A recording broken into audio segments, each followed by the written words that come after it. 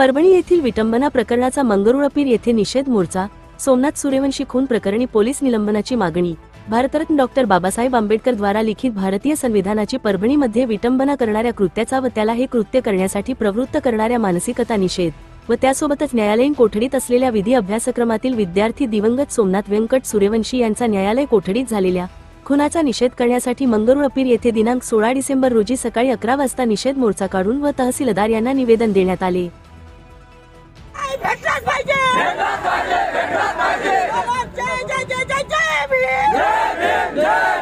बाबासाहेब आंबेडकरांचा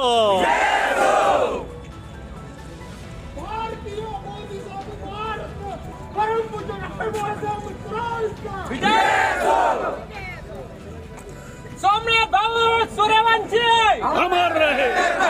सोमनाथ भाऊ सूर्यवंशी